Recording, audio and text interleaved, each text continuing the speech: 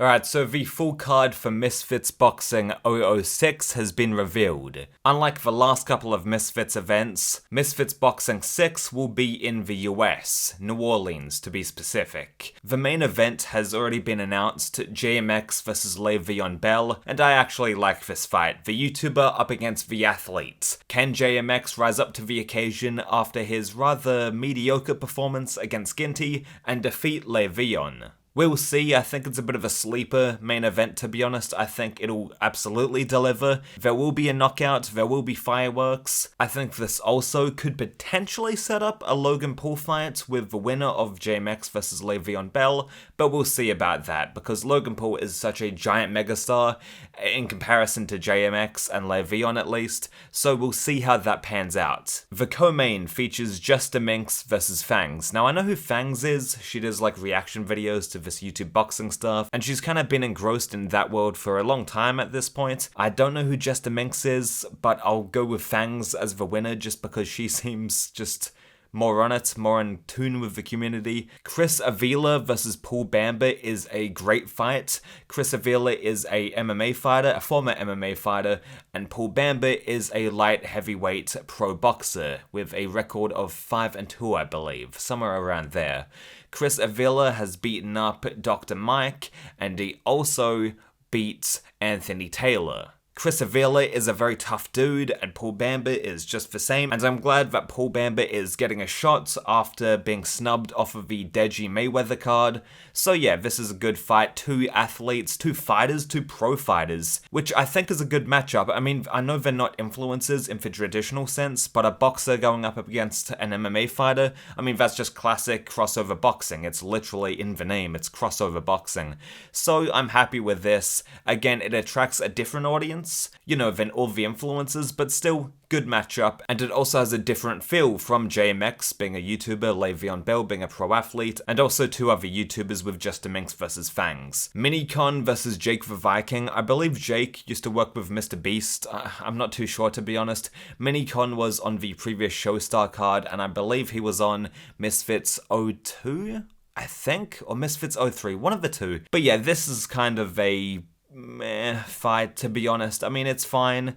It's just a bit of a card stuffer, in my opinion, but we'll see. I mean, I'm glad that they are reusing people like Minikon, you know, people that aren't giant megastars yet, but they're slowly building them up. They're slowly building up the likes of Minikon to then eventually, hopefully, become a big star. Walid Sharks versus Mitchell. Now, I don't know who Mitchell is. I don't know who this guy is, but Walid Sharks is fighting again. I'm glad that the lightweight division in Misfits is getting bigger and bigger. We need more lightweights to compete against the likes of Walid Sharks, Dean the Great. So I'm glad that this fight is happening and Walid Sharks gets the fight on Misfits once again. Hopefully this will build up to the big Walid Sharks Dean the Great rematch, which of course everyone wants to see at this point. If you're a fan of influencer boxing, you want to see that rematch, and this is just a building block to that. Chase Moore versus someone, I don't know, sorry. This guy called Knight, I'm not sure, sorry.